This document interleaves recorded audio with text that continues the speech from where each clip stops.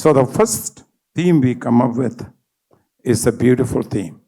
It's called One Accord, One Spirit, and One Mission. And every one of them, except Dr. Thomas, was giving us the information about the mind and concluding the mind or concentrating the mind or become one by ourselves. Or in other words, in American way, don't be crazy, but get hold on yourself. That's what the bottom line is. To come to one accord, first we had to come one accord with our body and soul and spirit. നമ്മൾ ഒന്നായില്ലെങ്കിൽ ഒരുത്തരെ ഒന്നാക്കാനൊക്കത്തില്ല, ഒരുത്തരോട് ഒന്നിച്ച് ചേരാനും ഒക്കത്തില്ല. ആദ്യമേ നമ്മൾ ഒന്നാകണം. നമ്മുടെ ദേഹവും, മലയാളത്തിൽ നല്ല വേടാത്, നമ്മുടെ ദേഹവും ദേഹിയും ആത്മാവും ഒരുപോലെ ഒന്നാകണം. അതാണ് പാകിസ്ഥാനിൽ നിന്ന് വന്ന brother was reading the word what Jesus prayed. First Jesus prayed, Lord, make them one, just like we are one.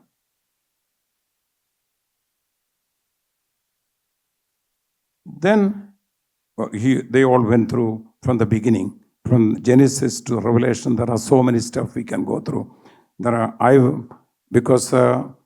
By the way, I had to say this one before I continue.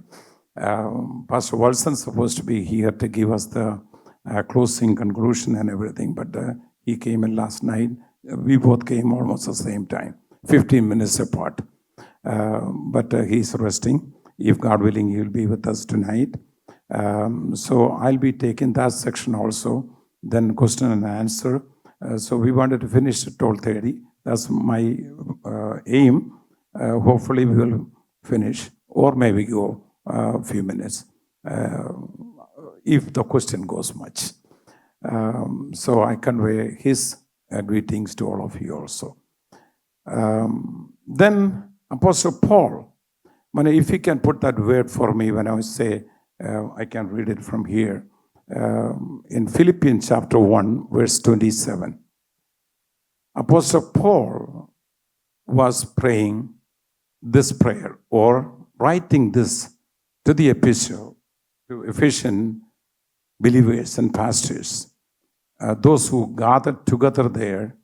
He was giving the instruction, or he was appreciating them and encouraging them and instructing them what I am expecting from you, what I saw in you.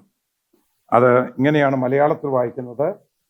ഞാൻ നിങ്ങളെ വന്ന് കണ്ടിട്ടോ, ദൂരത്തു നിന്ന് നിങ്ങളുടെ അവസ്ഥ കേട്ടിട്ടോ നിങ്ങൾ ഏകാത്മാവിൽ നിലനിന്നു. ഫസ്റ്റ്, നിങ്ങൾ ഏകാത്മാവിൽ, നമ്മുടെ സബ്ജക്റ്റിനുള്ള ബന്ധത്തിലേ പറയുന്നു.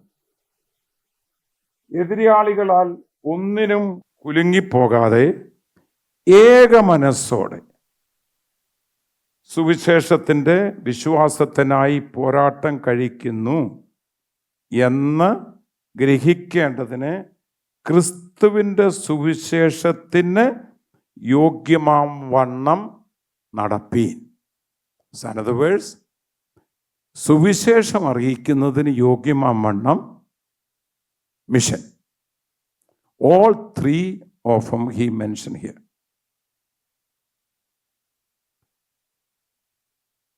അപ്പോസ്തല പ്രവൃത്തി 2-ാം അധ്യായത്തിൻ്റെ 1-ാം വാക്യവും 17-ാം വാക്യം, ഇങ്ങനെ ഒത്തിരി വാക്യങ്ങൾ ഇതിലുണ്ട്. അവരുടെ എങ്ങും പോകുന്നില്ല. അല്പം ക്വസ്റ്റ്യൻ ആൻസറിലേക്ക് നമുക്ക് പോകണം. How we can develop this conference, how we can get more excited to everybody, how we can proclaim, enlarge to other people. അതൊക്കെ നമ്മൾ ചിന്തിക്കേണ്ട വിഷയമാണ്. അപ്പോൾ ഈ മിഷനോടുള്ള ബന്ധത്തിൽ ആദ്യമേ ശരീരം നമ്മളൊന്നാകണം, പിന്നെ നമ്മുടെ കുടുംബം ഒന്നാകണം. കുടുംബം കൂടില്ലെങ്കിൽ മിനിസ്റ്റർ ചെയ്തിട്ടൊന്നും വലിയ കാര്യമൊന്നുമില്ല. ഞാൻ വലിയ കൺവെൻഷൻ പ്രാസിംഗനും ഞാൻ നല്ല ആളും എൻ്റെ മക്കൾ ഗുണ്ടകളും ആയിക്കഴിഞ്ഞാൽ സംഗതി അങ്ങനെ ചെയ്യാം. എൻ്റെ ഭാര്യ എൻ്റെ കൂടെ ഇല്ലെങ്കിൽ എങ്ങനെ ശരിയാവുന്നു? See? നോഹ വർഷങ്ങൾ പ്രസംഗിച്ചു. വർഷങ്ങൾ. ലോകത്തിൽ ആരെയും നേടാനൊത്തില്ലെങ്കിലും തൻ്റെ കുടുംബത്തെ നേടി. തൻ്റെ ബന്ധുക്കാര് പോലും തന്നോട് കയറിയില്ല. തൻ്റെ മരുമക്കളുടെ സിബിളിങ്സ് പോലും അവരോടൊപ്പം വന്നില്ല. ബട്ട് താനും തൻ്റെ ഭാര്യയും തൻ്റെ മക്കളും മരുമക്കളും ഒന്നിച്ചു വേല ചെയ്തു. ഒന്നിച്ച് പെട്ടകം പണിതു, ഒന്നിച്ച് രക്ഷപ്പെട്ടു, ഒന്നിച്ച് അനുഗ്രഹം പ്രാപിച്ചു, ഒന്നിച്ച് ചെലവാക്കിയത് മുഴുവൻ അതിലുപരിയായി തിരികെ കിട്ടി. സുവിശേഷം അറിയിക്കുന്നതിന് വേണ്ടി മുഴുവൻ ചെലവാക്കി. പെട്ടകം പണിയേണ്ടതിനു വേണ്ടി പ്രസംഗം മാത്രമല്ല, പ്രസംഗത്തിനൊത്തവണ്ണം പ്രവൃത്തി. അവരൊന്നിച്ച് നിന്ന് പ്രവർത്തിച്ച് ഒരു പെട്ടകം പണിത്, ആ പെട്ടകത്തിൽ എല്ലാവരും ഉണ്ട്. നമ്മുടെ സഭകളിലുള്ളതുപോലെ തന്നെ സകലതുമുണ്ട്. ജിറാഫുണ്ട്, ആൻസ് ഉണ്ട്, അപ്പം പുലിയുണ്ട്, സിംഹമുണ്ട്, കോഴിയുണ്ട്, എല്ലാം ഉണ്ട്. ഒന്നും ഒന്നിനെയും കടിച്ചു കയറിയില്ല. ഇത് ആരാധനയ്ക്ക് വന്നിരിക്കുമ്പം വലിയ കടിച്ചു കയറിയില്ലാത്തത്. ആദ്യകാലത്തെ പെന്തക്കോസ്തിൻ്റെ കാലം ഞാൻ പറയുകയാണ്. ഞങ്ങളൊക്കെ ഓർത്തഡോക്സിൽ നിന്ന് വന്ന. ഇപ്പം ആലയത്തിനകത്തും തുടങ്ങി കൂവലും കരച്ചിലും ഗർജനവും ആരാധനയിൽ തന്നെ തുടങ്ങി. തുടക്കം അങ്ങനല്ല. പെട്ടകത്തിനകത്ത് നോഹയ്ക്കാണ് വിളി കിട്ടിയ. നോഹ അധ്യക്ഷനായി ഇരിക്കുന്നിടത്തോളം കാലം മക്കളും മരുമക്കളും സകല ബാക്കി ഉണ്ടായിരുന്നതെല്ലാം അനുസരിച്ചു. അപ്പം അനുസരണമൊക്കെ ഇതിനകത്തുണ്ട്. അതൊക്കെ ഇവിടെ കിടക്കട്ടെ.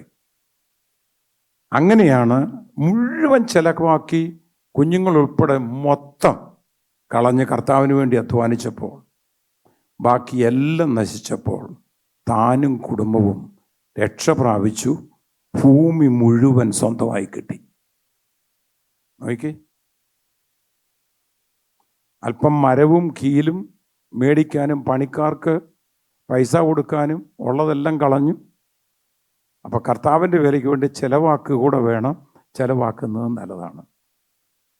അപ്പം കുടുംബം അത്യാവശ്യമാണ് കർത്താവിൻ്റെ വേലയിൽ. 54 വർഷം മുമ്പ് വിവാഹിതനാകുവാൻ ദൈവം എനിക്ക് ഭാഗ്യം നൽകി. അന്നൊരു വാക്കേ ഞാൻ അദ്ദേഹത്തോട് പറഞ്ഞുള്ളൂ: ഞാൻ നിന്നെ എൻ്റെ ഭാര്യയായി സ്വീകരിക്കുന്നു. ഇന്ന് വരെ എൻ്റെ ഭാര്യയോട് വിശ്വസ്ത പാലിപ്പാൻ ദൈവം എനിക്ക് ഭാഗ്യം നൽകി. ഇന്ന് വരെ. 1965 കർത്താവിനെ സ്വന്തരക്ഷനായി സ്വീകരിക്കുന്നത്. അന്ന് കർത്താവിനോടൊരു വാക്ക് കൊടുത്തു: ഞാൻ യാക്കോബക്കാരുടെ ഭാഷയിൽ സാത്താനെ ഉപേക്ഷിച്ച് മശിഹായെ സ്വീകരിക്കും. നിന്നെ എൻ്റെ സ്വന്തം രക്ഷകനായി സ്വീകരിക്കുന്നു. ഈ കഴിഞ്ഞ വർഷങ്ങൾ മുഴുവൻ വിശ്വസ്തയോടെ ഇന്ന് വരെ വിശ്വസ്തനായി ദൈവസന്നിധിയിൽ നിലനിൽപ്പാൻ, കർത്താവിൻ്റെ സന്നിധിയിൽ നിൽപ്പാൻ, പ്രാഗൽഭ്യത്തോടെ നിൽപ്പാൻ ദൈവം ഭാഗ്യം നൽകുന്നു. ഇന്ന് വരെ 40 ചില്ലുവാനും വർഷമായി ഒറ്റ സഭയുടെ പാഷ. ഞാൻ 40 വർഷമായി എൻ്റെ സഹോദരങ്ങളും എൻ്റെ മക്കളും എൻ്റെ കൊച്ചുമക്കളും എൻ്റെ സഹോദരങ്ങളുടെ കുടുംബവും അവരുടെ മക്കളും കൊച്ചുമക്കളും എൻ്റെ പെങ്ങളും അവരുടെ മക്കളും ഞങ്ങൾ ഒന്നിച്ച് ആരാധിക്കുന്നു. ഇന്നും അമേരിക്കയിൽ എൻ്റെ വിവാഹം ഇവിടെ വെച്ച് ന്യൂയോർക്ക് വെച്ചായിരുന്നു. Back in 73. ഒരു മാതൃക നമ്മൾ വെക്കണം. Of course we will have A difference of opinion. പല രീതിയിൽ നമ്മൾ വന്നവരായിരിക്കാം. പക്ഷേ നമ്മൾ പറയുന്ന സുവിശേഷം മറ്റൊരാൾ ഏറ്റെടുക്കണമെങ്കിൽ മാതൃകയെല്ലാം കാണിച്ചു നോഹ. പക്ഷെ ഒരെണ്ണം ഏറ്റെടുത്തില്ല. പക്ഷേ തൻ്റെ കുടുംബം ഏറ്റെടുത്തു. അവരെയെങ്കിലും നമുക്ക് നേടണം. നമ്മുടെ കൊച്ചുമക്കളെങ്കിലും. എൻ്റെ കൊച്ചുമക്കൾ ഇവിടെ ജനിച്ചു വളർന്ന, എൻ്റെ മക്കൾ ഇവിടെ ജനിച്ചു വളർന്ന മലയാളം എഴുതാനും അറിയത്തില്ല, വായിക്കാനും അറിയത്തില്ല. പക്ഷേ നമ്മുടെ ചർച്ച വിട്ട് എങ്ങും പോയിട്ടില്ല. മലയാളം വേണ്ടെന്ന് പറഞ്ഞ് ഇംഗ്ലീഷിൽ പോയിട്ടുള്ള ഒരെണ്ണം കൊച്ചുമക്കളും പോകത്തില്ല, ഇതുവരെ പോയിട്ടില്ല. ഒന്നിച്ചാരാധിക്കും. അവിടെ ഒന്ന് കണ്ടിട്ടുള്ളവർക്കെല്ലാം അറിയും. That's a key thing. അടുത്തത്, നമ്മൾ നിൽക്കുന്ന സഭയിൽ വിശ്വസ്തരായിരിക്കണം. സഭയോട് ഒന്നു ചേരണം. നിൽക്കുന്ന പ്രസ്ഥാനത്തോട് നാം ഒന്നു ചേരണം. എങ്കിൽ മാത്രമേ ആ സഭ വളരത്തുള്ളൂ, ആ പ്രസ്ഥാനം വളരത്തുള്ളൂ. അങ്ങനെ ഒന്നിച്ചു നിന്ന് പ്രവർത്തിക്കാനാ കർത്താവ് പറഞ്ഞത്. കർത്താവ് പറഞ്ഞു, I came to this world, I did my ministry, I did the task what I had to do, but I am going to go. My ministry is over, going to be over. Then he called his disciples together and told them, come on, let me tell you something. Now you going to start where I finish. Told them, go, in Matthew chapter 28, I'm saying, go ye all over the world, preach the gospel. Otherwise, share what you saw, what you hear, what you did. അത് പോയി കണ്ടതും കേട്ടതും അറിഞ്ഞതും പറ. അത് വിശ്വസിക്കുന്നവരെ സ്നാനപ്പെടുത്തണം. അവരെ സ്നാനപ്പെടുത്തിയാൽ മാത്രം പോരാ. The next word is the key. അവരെ ശിഷ്യരാക്കിക്കൊള്ളുവീൻ. അവരെ എൻ്റെ കൂടെ പാനലിൽ ചേർക്കാനോ ഗുണ്ടായിസം പഠിപ്പിക്കാനോ അവരെ മറ്റൊന്നാക്കാനല്ല പറഞ്ഞത്. Make them disciple just like you എന്ന് പറഞ്ഞാൽ ഞാൻ പ്രസംഗിച്ചതുപോലെ തന്നെ അവരും പ്രാസംഗികരാകാൻ. അങ്ങനെ സഹോദരിമാരും ഉണ്ടായിരുന്നു ആ കാലയളവിൽ. അവർ പോയി പ്രസംഗിച്ചപ്പോൾ സഹോദരന്മാർ മാത്രമല്ല, സഹോദരിമാരും ഉണ്ടായിരുന്നു, കുഞ്ഞുങ്ങളുണ്ടായിരുന്നു. ആ ഭാഗത്തേക്ക് എങ്ങും പോകുന്നില്ല. ഞാനൊന്ന് പരമാർത്ഥ മനസ്സിനെ ഉണർത്താൻ പറയുക. ഇനിയും കർത്താവിൻ്റെ ശിഷ്യന്മാരെ എടുത്താൽ ഡിഫറെൻ്റ് ബാക്ക്ഗ്രൗണ്ടിൽ നിന്ന് വന്നവരാണ്. ചിലരുടെ പേരുകൾ തന്നെ പറയുന്ന ഇടിമക്കളെന്ന്. വായിച്ചിട്ടില്ലേ ഭാഗം? ഞാൻ ബാക്കി എല്ലാം കുറിച്ചുകൊണ്ട് വന്നിട്ടുണ്ടായിരുന്നു. അതങ്ങ് മടക്കി വെച്ചേച്ചങ്ങ് പറയുക. ബാക്കി വായിപ്പിക്കാനായിരുന്നു. ചിലർ മുക്കുവന്മാരായിരുന്നു. അങ്ങനെ പല കൾച്ചർ, പല സ്റ്റാറ്റസ്, പല ഇതിൽ നിന്ന് വന്നവരായിരുന്നു ഇവരെല്ലാം. പക്ഷേ അപ്പോസ്തല പ്രവൃത്തി 2:1 പറയുന്ന പോലെ ഒരു ഒരുമനപ്പെട്ട് ഒരിടത്തിരുന്ന് ഒരേ അഭിഷേകം പ്രാപിച്ച് ഒരേ ധൈര്യം പരിശുദ്ധാത്മാവിനാൽ ലഭിച്ചു കഴിഞ്ഞപ്പോൾ അതിനു മുമ്പുള്ള പത്രോസിൻ്റെ അവസ്ഥ എല്ലാം കള, ഉള്ള പിന്മാറ്റം കള, എല്ലാം കള. പക്ഷേ ഈ പിന്മാറ്റക്കാരനാണെന്നും പറഞ്ഞ് മുൻവിധിയോടുകൂടി ബാക്കി അപ്പോസ്തലന്മാരാരും ഇരുന്നില്ല. ഇരുന്നാട്ട് പുസ്തകത്തിലോ ചരിത്രത്തിലോ ഇല്ല. ഞാൻ ഇത്രയും പഠിച്ചിട്ടും ഇത്രയും വർഷം പഠിച്ചിട്ടും ഉള്ള ഹിസ്റ്ററി മൊത്തം സെർച്ച് ചെയ്തിട്ടും കണ്ടില്ല. ഒരെണ്ണം ഉദാസീനരായി, അലസരായി, മടിയരായി അവിടെ ഇരുന്നില്ല. കാലും വെച്ചിരുന്നില്ല, കൈ കെട്ടിയിരുന്നില്ല, ഉറക്കം തൂങ്ങിയിരുന്നില്ല, ഫോണെ ഇപ്പോഴത്തെ കാലത്ത് കളിച്ചുകൊണ്ടിരുന്നില്ല. ഇത് കഴിഞ്ഞ് ഈ പിന്മാറ്റക്കാരനായിരുന്നവൻ അഭിഷേകം പ്രാപിച്ചു കഴിഞ്ഞപ്പോൾ, തീരുമാനത്തിൽ ഉറച്ചു കഴിഞ്ഞപ്പോൾ ഇദ്ദേഹം പ്രസംഗിക്കാൻ എഴുന്നേറ്റെന്ന്. പത്രോസേ പ്രസംഗിക്കാൻ എഴുന്നേറ്റുന്ന വാക്യം നിങ്ങൾ നോക്കണം. അവിടെ പറഞ്ഞിരിക്കുന്നത് വ്യക്തമായിട്ടാണ്. 11 പേരോട് കൂടെ ഒരുമിച്ച് നിന്ന് പ്രസംഗിച്ചെന്ന്. അതങ്ങനെ അവരെ 12 കൂടെ ഒന്നിച്ചെന്ന് പ്രസംഗിച്ചു. ആണോ? കർത്താവേ, നിൻ്റെ അതിന് പൗലോസ് പറയുന്ന വാക്യങ്ങളുണ്ട്. ഞാൻ പ്രസംഗിക്കാൻ എനിക്ക് വേണ്ടി പ്രാർത്ഥിക്കണമെന്നൊക്കെ പറയുന്നുണ്ട്. എന്ന് പറഞ്ഞ പോലെ അവരെല്ലാം കൂടെ ഇരുന്ന് പ്രാർത്ഥിച്ചു കാണും. കർത്താവേ, ഞങ്ങൾ പറയേണ്ട വാക്കുകൾ, അദ്ദേഹം സംസാരിക്കേണ്ട വാക്കുകൾ, നിൻ്റെ നാമം ഉയർത്തപ്പെടുവാൻ, ഈ ജനത്തിന്മേൽ ദൂത് ഫലിക്കുവാൻ, ഈ ജനം ദൂത് ഏറ്റെടുക്കുവാൻ നിൻ്റെ ദാസൻ്റെ കൂടെ ഇരിക്കണമെന്ന് അവർ പ്രാർത്ഥിച്ചുകൊണ്ട് അവിടെ കൂടെ നിന്നുവെന്നാണ് അവിടെ നാം പഠിക്കുന്ന വേദഭാഗം.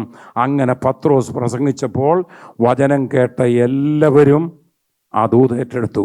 അവിടെ സംഖ്യ വരെ കൊടുത്തിട്ടുണ്ട്, 3000-ഓളം പേർ. അതാ ദൈവപ്രവർത്തനം. ഇന്ന് എന്തുകൊണ്ട് നടക്കുന്നില്ല?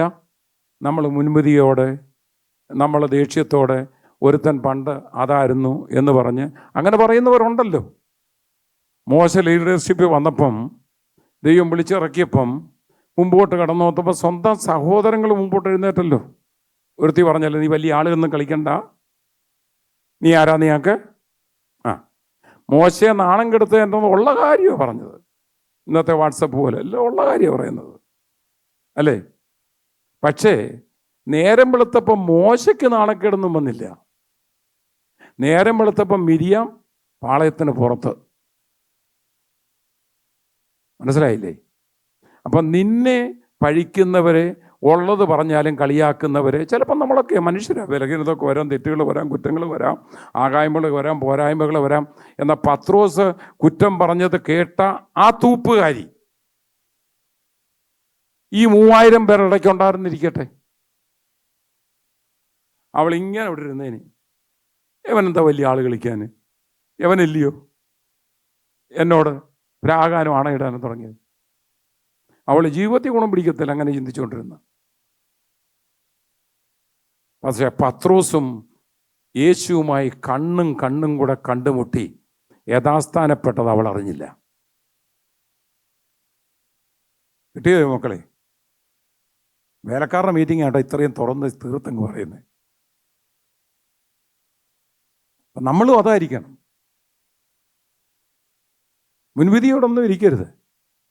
കർത്താവെ പ്രവർത്തിക്കണമേ. അങ്ങനെ നമുക്കൊന്ന് പ്രാർത്ഥിക്കാം.